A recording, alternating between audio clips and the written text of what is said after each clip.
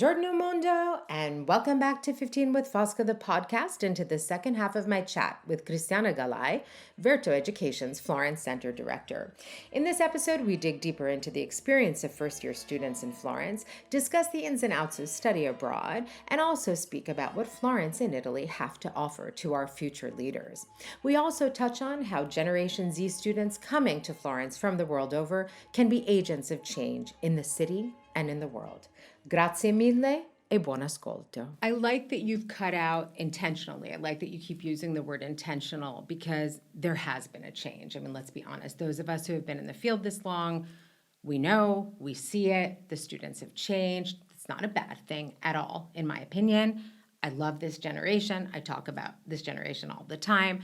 However, we do have to acknowledge the fact that we need to create space to have these conversations. It's not easy to be 18 and living in a new country surrounded by, new things, a foreign language, etc., being far away from home for the first time. So I think it's wonderful that you are creating these moments of community building that also that serve multiple functions, and that also you're bringing them close to something that's so Florentine, like the great tradition of craftsmanship and things like that. So that's very exciting to me. And it actually brings me to another question, sort of more generally about Florence, because you're a Florentine. I mean, you were born somewhere else. You were born in Bergamo, but you're Florentine. You were born in Bergamo, right? I'm right. Okay. Because I was looking, wait, am I right? No. Okay.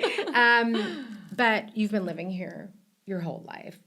I am shocked at how much the city has changed, like how quickly it's changing, but also like how much is going on every day. Florence has exploded. How do you explain that? Like, how do you see that as somebody who's lived here your whole life and as somebody who's worked in study abroad for a long time? What's going on in Florence right now? This explosion of culture and of events, and there's construction going on everywhere. Everywhere. Well, that's a really good question because, and I want to answer this question from, on a positive note. Okay. Because I think that nowadays we find that all of us ourselves to kind of complain, which is also part of the Florentine culture. We love to complain. Thank you for saying this. No, because there are those cultural nuances that people don't understand. It's sort of like you have to sort of complain a little about something. We bond on complaining. Right, exactly. It's really it's true. It's our daily life. We have to complain at least 2-3 times a day. Otherwise it won't work. And we are complaining, about the tourism and the amount of people in the city. Yeah. And yes, I want to acknowledge that it's true. I live in the historical city center, and sometimes I open the door and I feel like I'm jumping in a river, rather than just walking to the supermarket. But at the same time, I really feel it's an incredible moment for the city because it's a moment where we can enact some change. So yes, there's a lot of things going on. There's a lot of new cultural, places and events, and there's tourists, and there's so many restaurants, and there's so many tour guides around. They want to discover something special, something hidden, something that people haven't seen, and maybe we're running out, of those hidden places because tourists are going everywhere. But beauty is still there. And the layers of all of these people coming and, this kind of melting pot of culture, it's still there, has always been there, and it's the true treasure of the city. And I think, yes, that Florence is changing, but we are in a moment where we can shape it, as a different city. Yeah. Because we don't need mass tourism, but Florence need a sort of shake. We need it, and I think it's coming through the demands of all of these people. I think you're absolutely right, and I'm seeing it as well, short-term and long-term residents. Yes, so people who are coming as students, like Verto students, but also people who are intentionally making their lives here. Lots of students coming from Asia, lots more students coming from around the world, especially to study things like the Florentine artisan tradition or the Italian traditions. So, yeah. No, you're right. And this is definitely challenging, but I think it's great, especially for the younger generation. Oh, yeah, I think it's fun. Yeah, it's something that we have to focus a lot when we train this staff. We want to make sure that they become really, again, intentional. And I sound like a broken record, but I think it's a very important word, especially for us as educators, that they become intentional in mentoring the student to understand and appreciate this, and being part of the conversation. Yeah. We have to push the student to be part of the conversation because we really have to push students to become global citizens. Yeah. They will be here when we want, That's right. and so on and so forth. So we have to have a little bit of faith.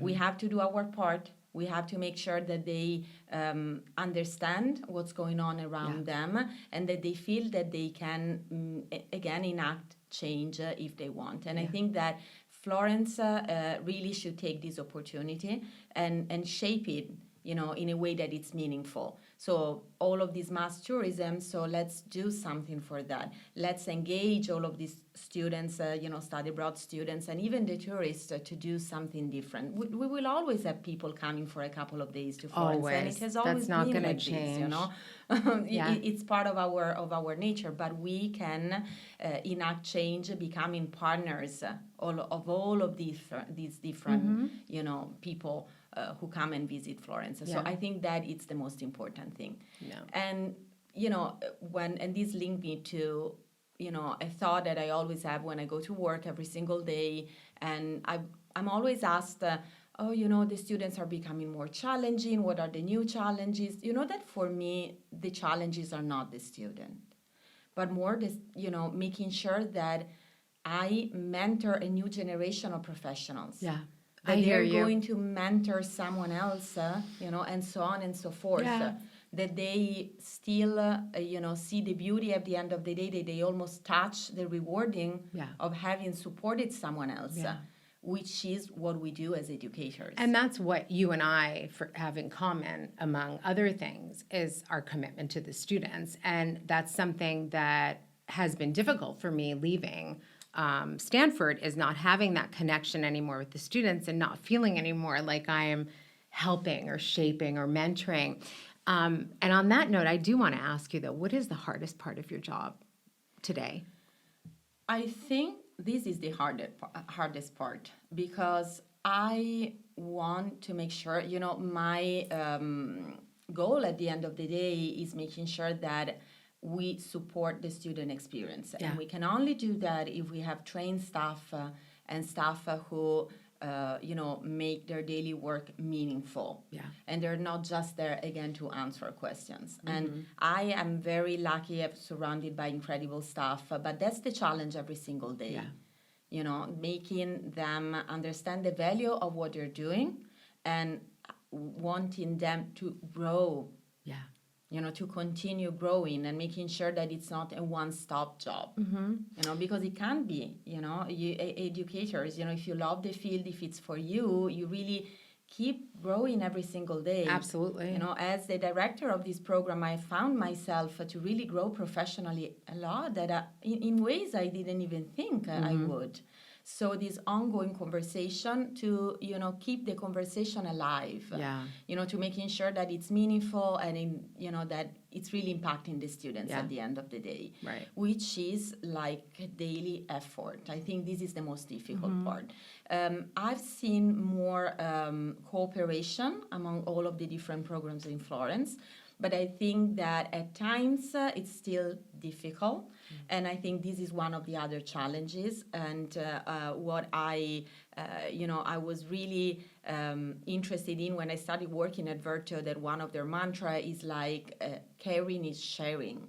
And at the end of the day, we all do the same job. With different nuances and different students. Of course. And, and different... But the mission is the same. The mission is the same. Yeah. We are shaping, the future generations. It's a big responsibility. It's a big responsibility. Yeah, and, there is a lot of, people who are really engaged and really open to the conversation. But I would really love to see that flourish. Yeah, me too. That would be great, because we can really support each other as professionals. There's a lot of things we could do together, project, going back to how we can support the city in this moment of overwhelmness. I think that if we, work on intentional programs together, we can really make the change. I mean, the number of students in Florence every single year is unbelievable. Unbelievable. Yeah. And so we have power. We should see that as power. Yeah, and I absolutely agree. And I think hopefully, our jobs are, for those who have never worked in the field, I think it's very hard for people to understand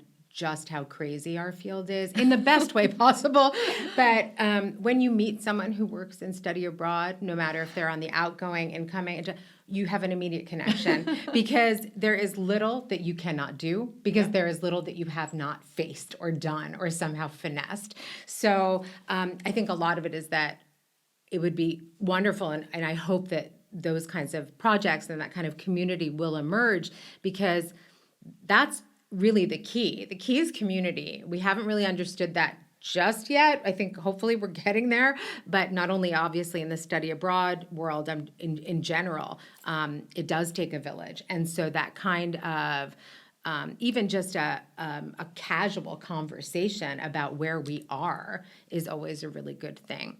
And I want to go back to something you said about this generation, because I really liked it when you said that the students, they're the ones who are coming to you, and they're the ones with the ideas, and they've done their homework. So what kind of things are they asking for? Well, they ask about everything. They're very open in the conversation. Just to give you a very, simple example, just a few weeks ago, we implemented some sexual health seminars for our students. Wonderful. Which is, it's an area where, you want to enter, you don't want to enter, you don't know exactly, what you can do, what you can't do. But this was planned based on the student request. Wonderful. They had very basic questions, and, some were really practicals about the resources that they could find in Florence. Some others were not. We're, lucky to have some, professionals, some staff who was really into that. And we offer, those seminars. And I think that we really love the idea that we're based on the request of the students. Yeah. Sort of like, they want to know something. There's an area that, they want to become more expert about, and they ask. They also, of course, they travel. But they, I see the students really wanting to try to visit places which are a little less touristic. Yeah. And so they ask about that. So that's what they ask. They have a lot of questions about college life, academics, much more, not just about, their grade or, a paper submissions, but the whole experience. What does it entail right. to be a student, which is also what we try to work with the students every single day. So I think that it's not just about the question that they ask, but the breadth of these questions. Yeah. So they're really, you can really see that they are enacting a little bit of reflection about everything that happens in their life.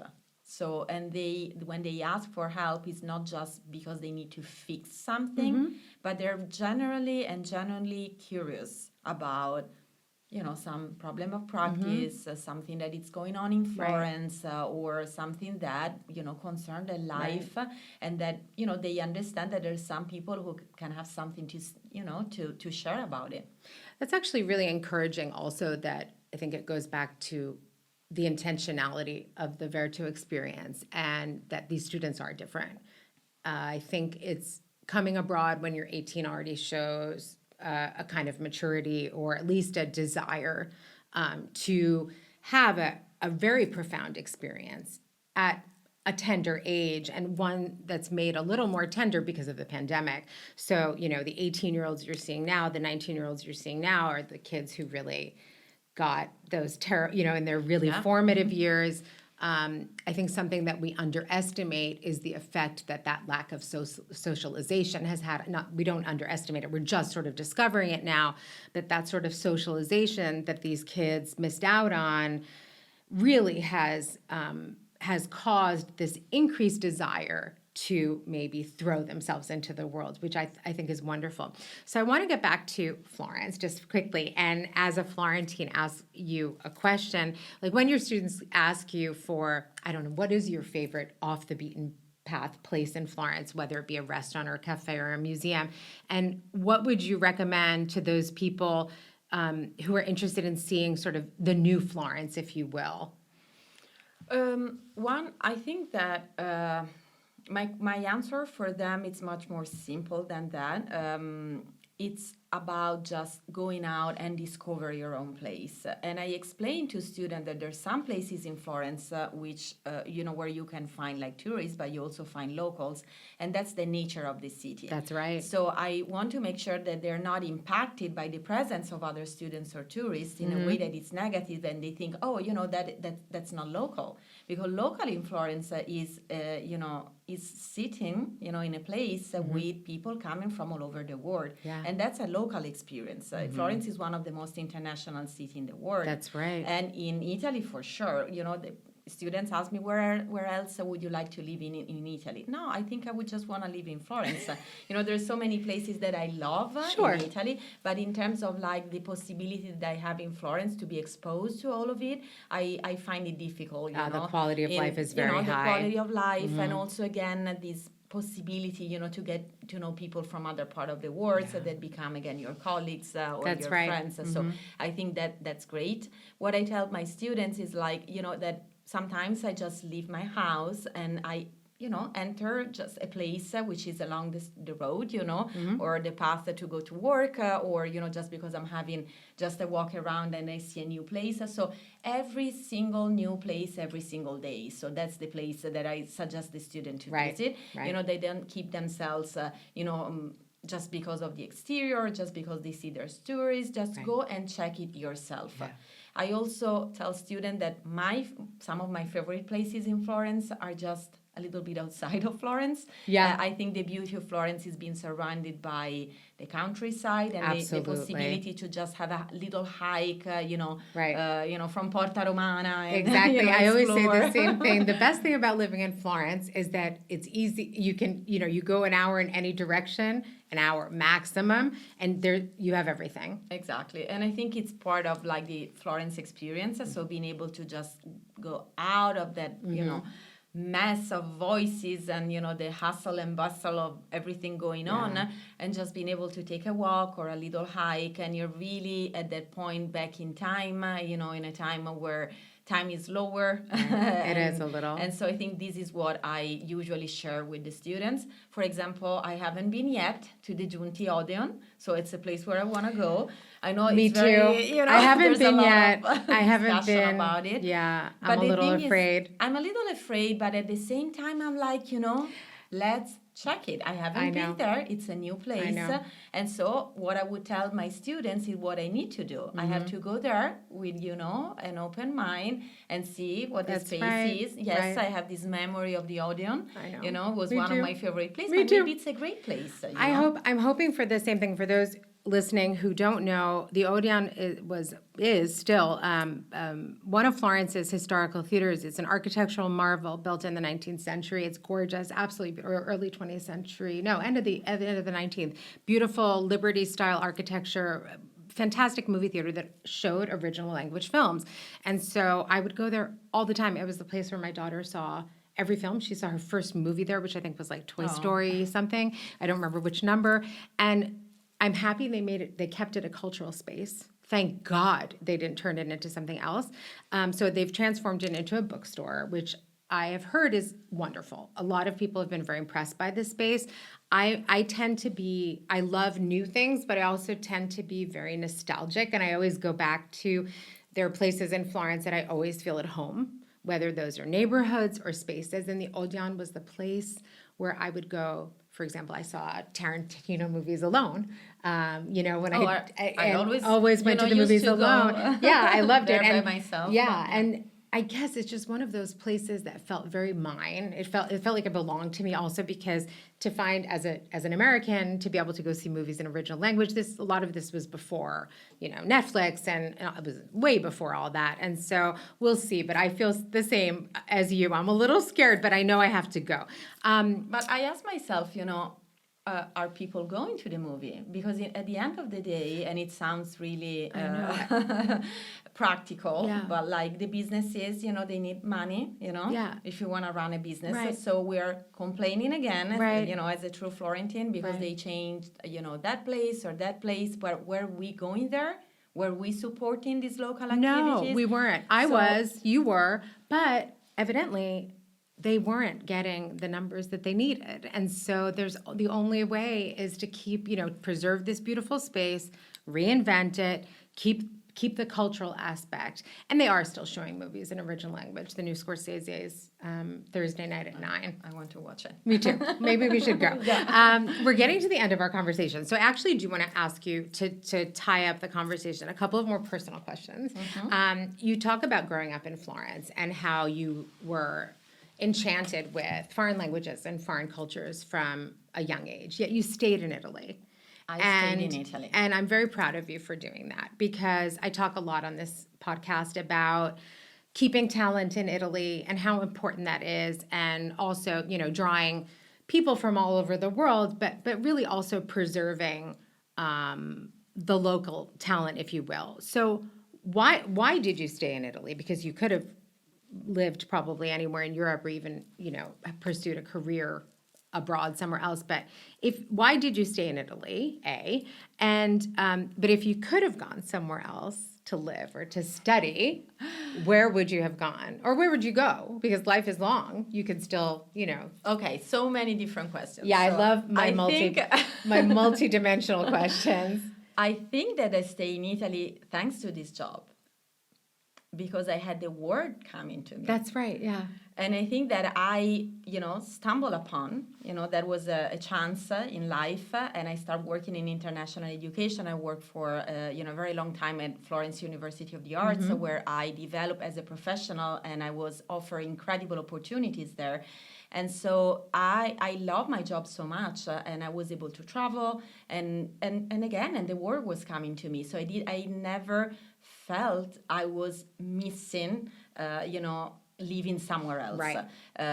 Travel is also something that I really love, so I do that on a regular basis. And if it's not for work, I do it, on, personal choice. So that's also something that made the difference, because I was always traveling and always trying to see new places, but I was always happy to come back home. I think I was really appreciating coming back home. I was appreciating the culture, the lifestyle in Florence. So that's definitely one of the reasons. When I was 19, I spent some months in the US, and I remember that in that moment I was like, I just want to move here.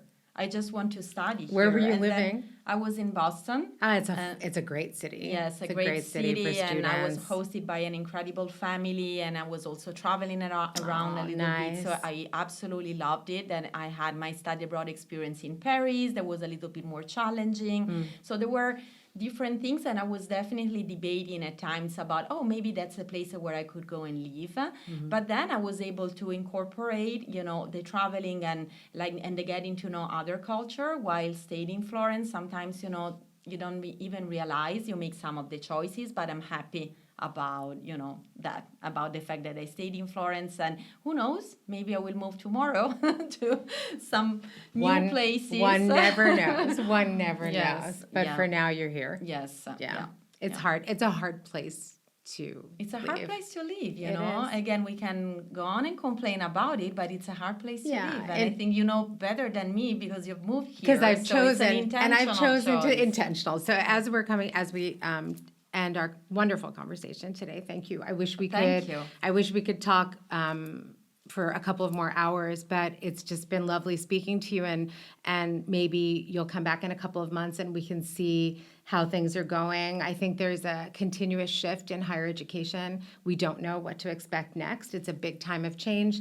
And so we'll see what 2024 brings, and I wish you the best of luck with your students and with the amazing work you're doing at Verto, intentionally educating these bright young students who are going to go out and hopefully change the world. So thank you for doing that. Grazie mille. Thank you, Fosca. It was really, truly a pleasure to have this conversation with Thank you. you. And, I hope that you really value, what you're doing, that you're enacting all of this conversation, and best of luck for everything. Grazie. Grazie mille a tutti e alla prossima volta. Arrivederci.